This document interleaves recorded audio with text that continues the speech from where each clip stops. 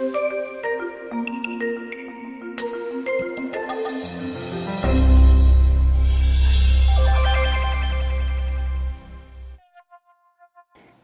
order to understand cumulative organic chemical hypertoxicity as a clinical condition, we have to delve into the history of life. Life has been on the planet, according to the most recent estimates, for about 4 billion years. And one of the themes in living materials is its DNA. DNA is the repository of the codes or the templates for making every protein that is utilized by the cell and every structural element of the cell.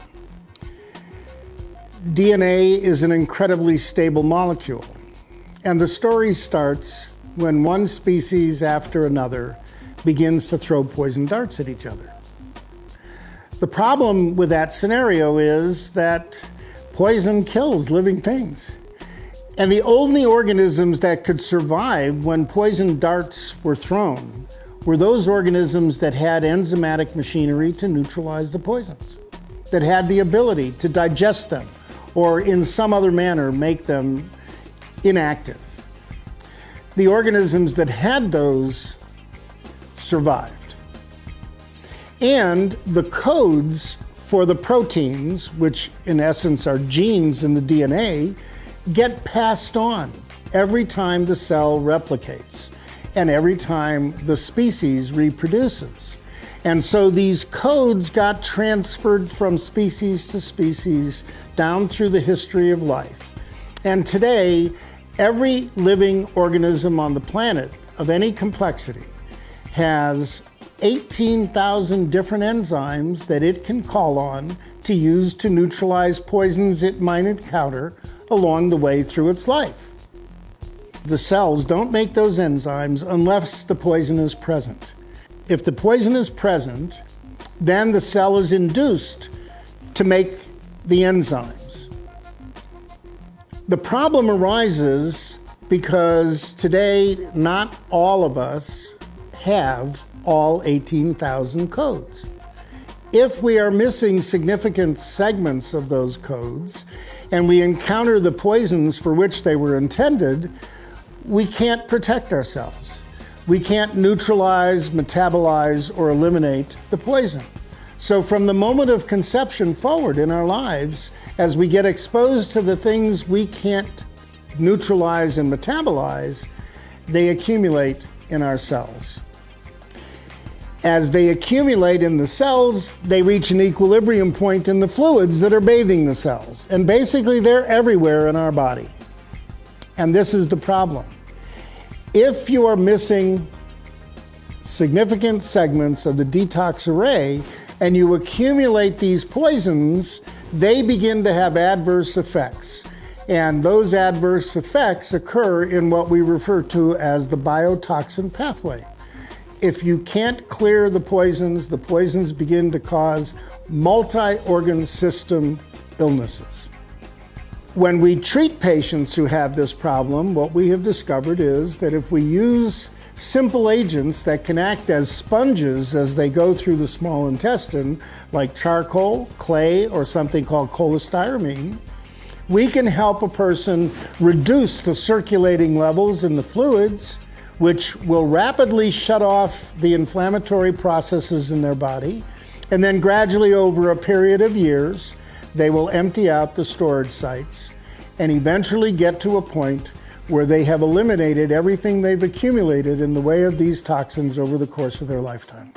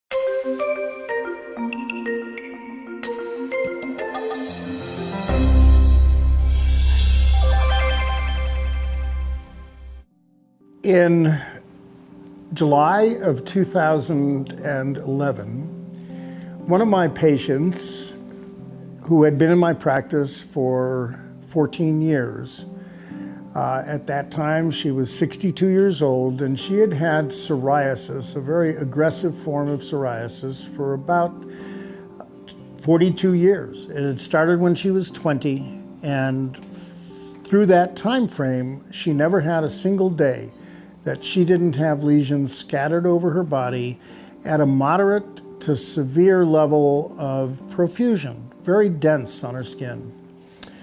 She walked into my clinic and she was really covered from shoulders to her toes, everything but her face, with a violaceous red scaly rash. And she looked at me and she said, "Doc, I'm done. I itch, I hurt, I ache all the time, I cannot sleep at night, I can't even hug my husband. I'm gonna commit suicide." And I looked at her and I said, "You know, 4 years ago, we looked at your genetic markers. And I remember they told me that both of your parents had given you sets of genes that left you without the enzymes that are required to eliminate poisons from damp indoor environments, and particularly those associated with molds from your body. And you and your husband have spent many, many years living in substandard housing. And I tried to get you to do charcoal, clay, or cholestyramine to try to help pull out of your system the toxins that I thought were acting as inflammagens and triggering the rash on your body.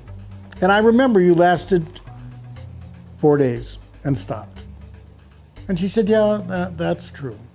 And I said, "Well, you know, I still believe that those inflammagens are the cause." Okay, I'll do clay.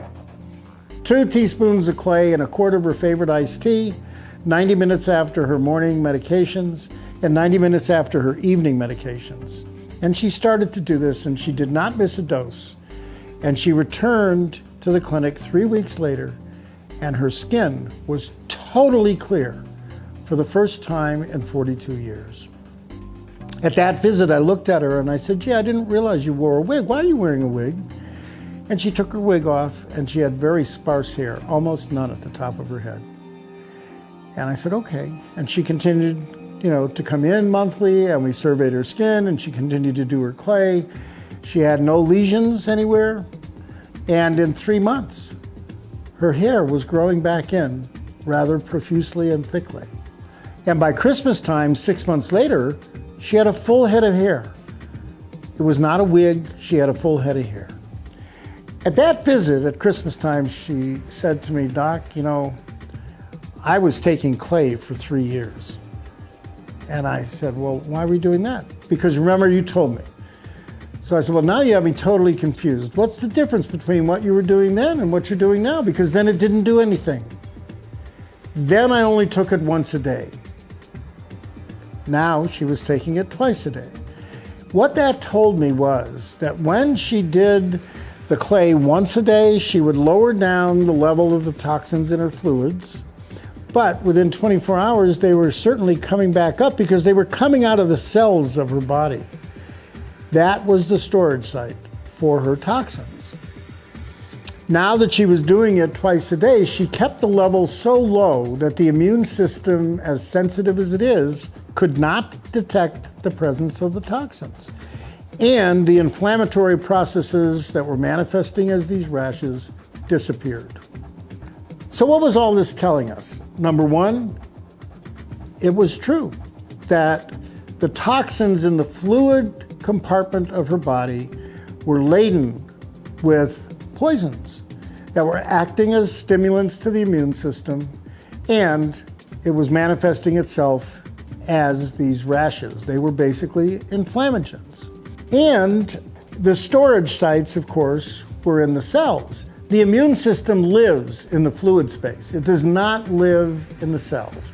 It migrates all over our body, and it basically, the armies of cells audit what's going on and do whatever they need to do, but they're always doing that in the fluid space. So once she cleared this fluid space, the inflammation could stop. At 14 months, she stopped her clay. Within a week, she had all the lesions back on her skin again. She started back on the clay, and within a couple weeks, it all dissipated and they went away. At 2.5 years, she switched from clay to charcoal, and nothing happened. It stayed clear, and she was fine. Every once in a while, after she started the charcoal, she would stop her charcoal, and the lesions would come back. I saw her in May of 2017, and she came into the office and she said, "Doc, I have not taken charcoal for 3 months, and I have no lesions." She had emptied out the storage sites in her cells. It took 6.5 years. The other thing that I learned from her was that because it was particularly the molds that were a problem, and they make poisons that are known to interfere with protein synthesis, it was because of that she couldn't make her hair until she cleared them out of her body, at least the fluids. And then her hair grew fine. And so too did her fingernails, which were all distorted. This is what I refer to as an N of 1 case history. She has taught us so much, because when you have a linear relationship with a patient over a long period of time, in this case, 20 years, I was able to see changes and correlate them to the things that she was doing therapeutically. She taught all of us a great deal. And I believe it gives hope to my patients, because now they understand, A, that this whole approach works, and B, that there's an end point. It took her 6.5 years, but she cleared the poisons from her system.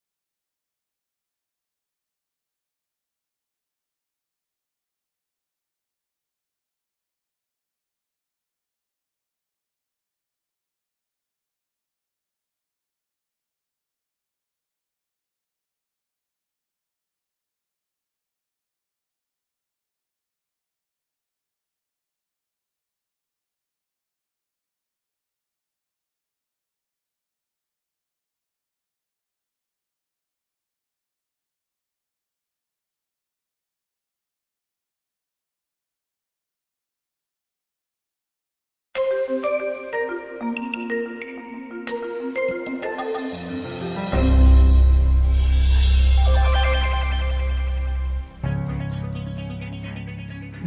are many aspects of our health that are associated with fatigue. When we get sick with various acute infectious problems, we experience high fevers, we experience tachycardia, and we're tired. We want to go to bed. Our immune system is regulated by cytokines. Cytokines are hormone-like substances that the white cells produce to regulate each other's activities. A surplus of cytokines occurs whenever you're fighting a battle with an infectious agent. And those cytokines, as they increase, cause the flu-like syndrome. They cause headaches, fever, chills, sweats, joint aches, muscle pains, and fatigue. But fatigue also occurs almost universally in our hypertoxic patients.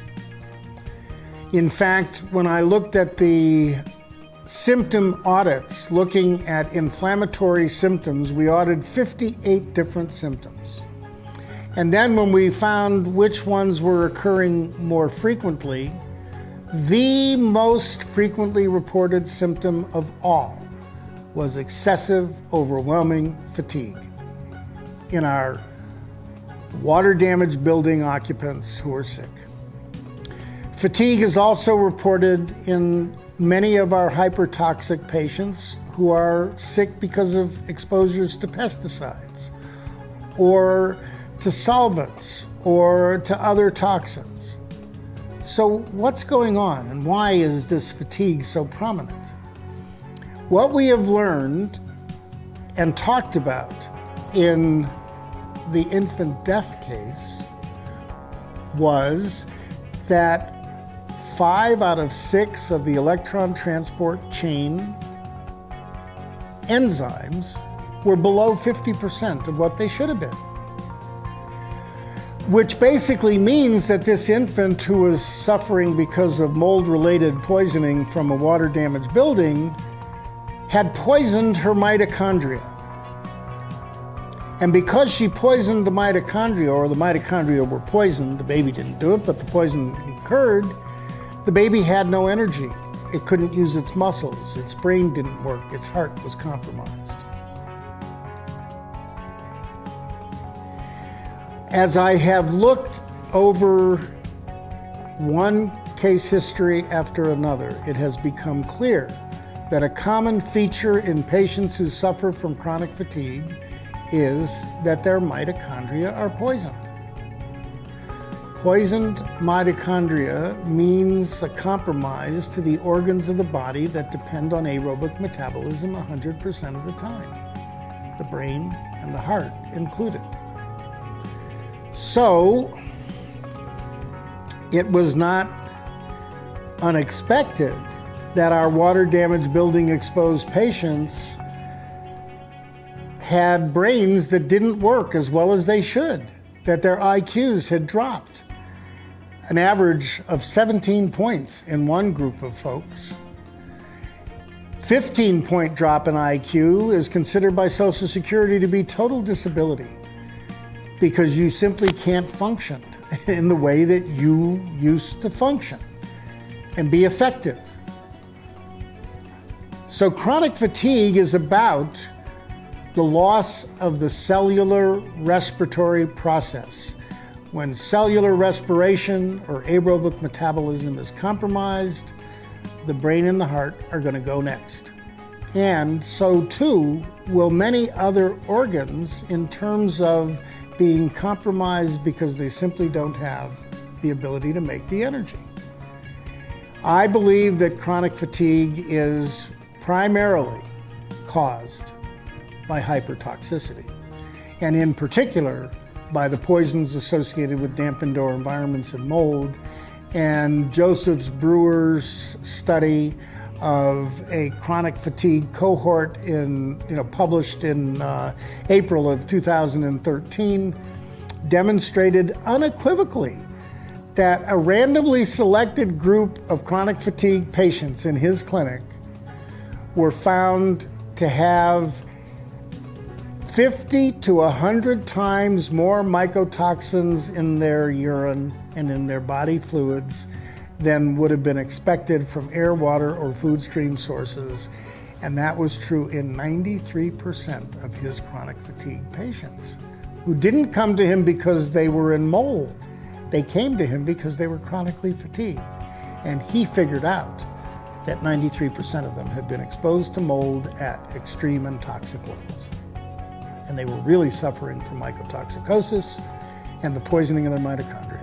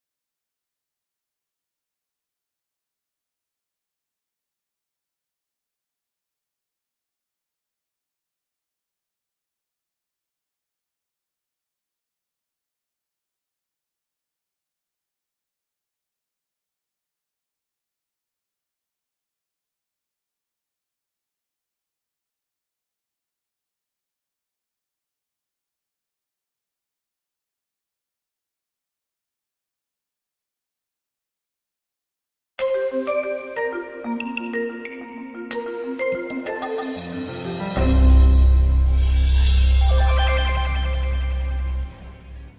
organic chemical hypertoxicity is the central cause of chronic fatigue, fibromyalgia, chemical hyperreactivity syndromes, multiple inflammatory problems, and degenerative neurologic disorders, wouldn't it be great if we could get those poisons out of our systems and actually take them out of the game?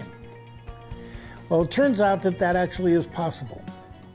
I have discussed a case of a woman with psoriasis and alopecia, and we saw that in the beginning of her treatment with a sequestrant, namely bentonite clay, taking 2 teaspoons in a quart of fluid, and did this twice a day, she was able to lower the circulating poison concentration in the interstitial fluids, or the fluids that bathe our cells and move around our body as blood and as lymph. She was able to get the concentration of the toxins so low that the immune system couldn't detect their presence. And once they couldn't detect the presence, the inflammation that was represented by these psoriatic lesions disappeared. But you may remember that periodically she would stop her clay, or she would stop her charcoal, which she later used, and then the lesions would come back. And then she would restart and they would go away, which told us she had lowered the circulating levels, but she still had poisons in her cells, and each time she stopped the sequestrant or took the sponge out of her gut, the circulating level rose, and then suddenly she had the manifestations of inflammation and psoriasis again. 6.5 years after she started this process, she was able to stop the charcoal, and she didn't get any lesions, which meant she had emptied out the intracellular compartment of its poisons, and now they were gone. How did all this happen? Well, it happened because we were using something called the enterohepatic circulation. The interstitial fluid of our body does move everywhere, and a significant portion of it goes into the small intestine to mix with nutrients, become enriched with nutrient material, and then leaves the small intestine, and there are actually vessels and channels that carry it to the liver, where the nutrients get processed and then it goes out to the body. Well, the poisons are going along for the ride, and 100 to 125 liters of our body's fluids move through the small intestine every 24 hours. If that is the case, that's our entire body weight presenting itself every 24 hours to be cleaned. Now, by comparison, yes, you can use little electrical paddles that go on your feet in a solution, and it'll pull, using electromagnetic fields, it'll pull some of the toxins out into the water, and because those toxins will oxidize, they'll turn black and they'll make the water look black. But in terms of actual volume of toxins removed, it's really relatively minor compared to what we're removing when we're filtering 120 to 125 liters of fluid a day. Similarly, when we do saunas, yes, sweating releases toxins.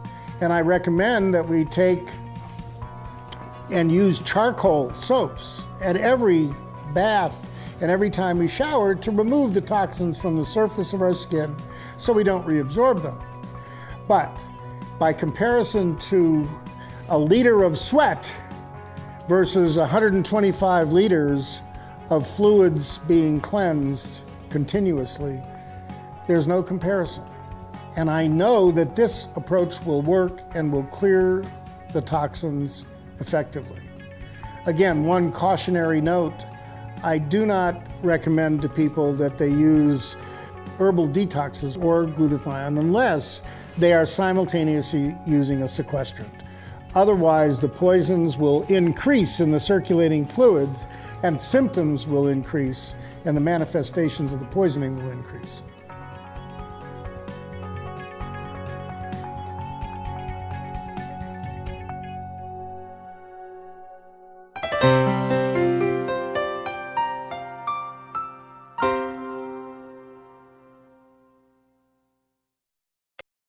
I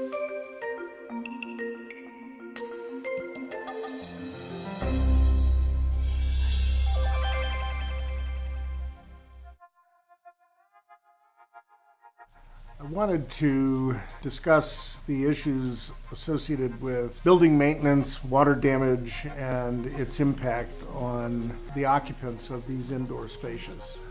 In order to appreciate it, we have to sort of have a sense that this is a cyclic process. Let's assume that there is a roof leak. It's going to leak when there are storms, and then after the leak has occurred, water intrusions moisten building materials, and then within 24 hours, various species of molds will start to grow. These are predominantly species that favor growth in higher humidity and dampness than many of the ambient air species do. And so we are able to differentiate the history of a building if we know what the nature of and the distribution of the species is. And we do a sampling of spores by just taking a dust sample 8 inches away from the wall on the surface of the floor. We will basically have spores that represent the history of the building. And the reason that this is the case is because spores are microscopic. They range in size from perhaps as small as a half micron, but usually between 1 and 7 micron in diameter. And these particles move around the house or the building with the slightest movements of air. The other particles that are present that also represent a significant hazard in the bioaerosols that are associated with damp indoor environments are the cell wall fragments coming off of the desiccated colonies. The reason that they represent a significant hazard is because on the surface of these submicron sized particles are to be found the digestive enzymes that are secreted by the colonies during the course of their life cycle, and the toxins that are secreted also through the hyphae, or these small microscopic tubules, which is the way that the colony delivers its digestive enzymes and the poisons that it's capable of making, if it is a poison-producing species, onto the surface of the colony. And then when the colony dries, they dry on the surface of the cell wall fragments. So now, in the sort of ecosystem of repetitive intrusions of water, the spores and these particles that are left behind actually gradually disperse throughout the building. Every time water intrusions occur, from plumbing leaks, from window leaks, from roof leaks, from improperly caulked foundations, whenever the water appears, the colonies start growing again. And this cyclic process is the root of the generation of particulate matter in the size range of the particles in smoke. And these particles do indeed move around the entire building, even if there is just one source of water intrusion. It is that movement with the slightest movement of air that again disperses these particles throughout the entire space. In the process, creates the circumstance in which occupants get exposed. When we walk, we raise the dust.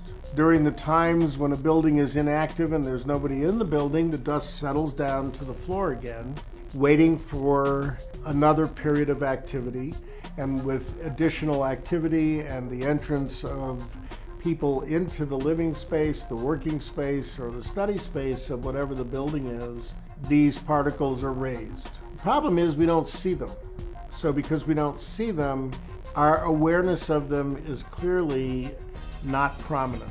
But the particles are really prominent, and they really create a major issue, because once they are raised into the air to the level of our nose and our mouth, we will inhale the particles and the poisons on their surface, whether they're poisons or digestive enzymes. The matter of digestive enzymes is another dimension of this conundrum and problem. The species of fungal organisms that we're concerned about and the overall kingdom of fungi acquire nutrients in a manner that is distinctly different from animal cells, which is the other reservoir of what are called eukaryotic cells. Eukaryotes are species that cannot fix energy from the sun. All of our plant matter has the ability to generate oxygen from carbon dioxide through photosynthesis. In the absence of photosynthesis, a species becomes entirely dependent on other organic material as its primary source of nutrients and energy, in a process that is different than the animal cells. Animal cells engulf a particle that is nutrient material by wrapping the membrane of the cell around that particle in a process called phagocytosis, and then they bring that little sack of material into the interior of the cell, where there is another packet of digestive enzymes in an organelle called the lysosome. These two marry together, and the enzymes in the lysosome will basically break down protein to amino acids, carbohydrates to simple sugars, fats to triglycerides, and DNA to DNA bases. And now you have a reservoir of building blocks and nutrients inside this little sac, and the cell basically uses it and consumes it for purposes of growth and energy. In the case of fungi, they actively secrete their digestive enzymes onto the surface of the colony. And once they have done that, all of the subsequent particles that are generated from the surface membranes of the colony will have digestive enzymes on their surface. And of course, although there are hundreds of thousands of species of fungus and mold, and only a handful, maybe a few hundred, are capable of producing poisons, those species that can produce poisons will be producing those poisons from the moment that the spore first propagates a new organism. They may vary in the amount that they secrete based on their own nutritional status, but David Strauss from Texas Tech, the Department of Microbiology, and his group of researchers more than a decade ago showed us that any species capable of producing toxins will do so from the moment they begin to grow. So if there are Stachybotrys present, as an example of one species capable of producing extreme toxins, those toxins will be present in the environment that the organisms are growing in from the moment they start to grow. And of course, that represents a significant problem, and it creates a situation in which the particles themselves are extremely antigenically active, meaning they will stimulate an immune response in whatever organism they find their way into, because to the organism that they are now in, they are a foreign protein. And the immune system's mission in your lifetime is to intercept any organism that is producing non-self protein structures and destroy it. Because to the immune system, that's the signaling that there is an infection about to occur. And as a result of that, when these particles coated with digestive enzymes and poisons reach the alveoli of the lungs, the presence in the lungs and in the air sacs and smallest airways of these inflammagens implies that there will indeed be inflammation, mobilization of the immune cells of the lung in order to fight a war, because it's defending the lung against what it is perceiving as a foreign invader, whether the invader is growing or not. And of course, with spores being the seeds of new life, it is only appropriate for the immune system to try to destroy them or to try to deal with them in some way that eliminates them as a potential infectious threat. So, in water-damaged buildings, we have the conditions because of the presence of cellulose, because of the presence of the spores from fungi and also bacterial forms that grow when water is abundant. We have an entire ecosystem that's present in these indoor structures, and it is abnormal. The primary and most serious route of entry for the poisons associated with fungal organisms is the respiratory route. There is a publication called The Medical Aspects of Chemical and Biological Warfare. This treatise was released by the Surgeon General of the United States in 1996 or 1997. In that textbook, which is a 2-volume text, there is a chapter on the poisons that are produced by the Stachybotrys mold species. Those poisons are referred to as trichothecenes. Trichothecenes is a class of compounds known as epoxides. At least in that article, they suggest that there are 149 different epoxides. And these compounds share the chemical properties of epoxides, which is that they have very, very high reaction coefficients and they tend to bind to things very intensely. So once they have gotten on the surface, let's say, of the colony or the particles of cell walls or clothing, furniture, electronic equipment, once they're present, they're extremely difficult, if not impossible, to get off. And as a result of that, that circumstance of having the toxins and the spores from Stachybotrys in particular represents a higher level of hazard and a much greater problem in terms of remediation than most of the other species. The implication of that, again, is that you cannot safely take things from one indoor space that has been contaminated with Stachybotrys and a species known as Chaetomium, both of which have spores that tolerate extreme conditions and are still viable. According to Chapter 34 out of the textbook on the medical and biological aspects of chemical warfare, the most toxic route of exposure for particulates with trichothecenes present is the respiratory route. If you inhale this material, you will have a 10 to 100 times greater level of toxicity than if it's injected intravenously.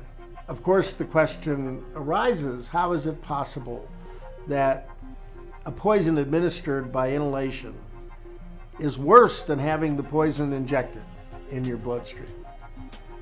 And the answer lies in the unique physiology and biochemistry of the lungs. Are an amalgamation of very tiny microscopic respiratory surfaces that we call alveoli or air sacs. The alveoli average 10 micron in diameter, and in order for them to function properly, they must have a moist surface in order for the gases in air to dissolve and then cross into the capillary bed and be distributed throughout the body, so that oxygen exchange and carbon dioxide elimination must occur in a moist surface. The properties of water are such that the water molecules like to attract each other. And this is most evident when you have a little dropper and you squeeze the beginning of a drop out of the dropper. It hangs in place. And the reason the drop hangs in place is because the water molecules individually have attractive force for each other. That attractive force is called surface tension. And the problem for the lung is that if we don't have something to help reduce the surface tension of the water molecules, the air sacs in the lungs will collapse and stick together. This problem looms very intensely in premature babies. The compound known as pulmonary surfactant, which is required in order to lower the surface tension of the water and allow the water molecules not to attract each other as intensely as they normally do, does not develop in the fetus until after the 27th week of gestation. And if a baby is born before that time, there is a very high risk that their lungs are not going to be able to remain open. And as they collapse, eventually the baby dies of respiratory distress syndrome. So we have very elaborate neonatal intensive care units to overcome these problems. And in some cases now they're actually aerosolizing the pulmonary surfactant. So what is this pulmonary surfactant and why does it have the effects that it has, and how does that affect the toxicity of mycotoxins or any other toxin that's present on the surface of respirable particles that end up in the air sacs? Pulmonary surfactant is basically a detergent. If you remember, detergents are used in water to do our laundry so that we can lift the oils off of the cloth, so that we can get the grease and the grime off of the clothing and the cloth material and have it go off and be rinsed away after it's released from the fabric. Detergents are the things that do that indirectly, because what they do is they create a circumstance in which the water molecules are not attracting to each other as intensely, and they can then get in, around, and under the molecules of oil and literally make them dissolve in water, which they don't normally dissolve in. And then once having dissolved in the water, it is very easy for them to cross over into the capillary circulatory bed and enter the bloodstream. And in fact, when they do enter the bloodstream after being washed off the particles in the lung, having been made miscible or mixable with water, they are able to achieve higher concentrations and disperse more intensely throughout the body through the bloodstream than if the material was injected directly into the bloodstream, because if it were to be directly injected and it were insoluble, it will form little droplets, just like fat circulating in our body circulates in clumps or spherical droplets.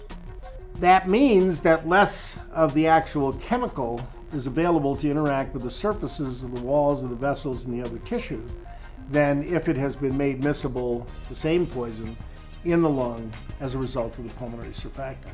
So this appears to be the mechanism through which greater amounts of these toxins enter the circulatory system and get to tissues, and that is why the LD50, which is the lethal dose 50, or the dose that will kill 50% of the test animals or organisms being studied, is 10 to 100 times lower when these particulates with the poisons are inhaled versus other routes of entry.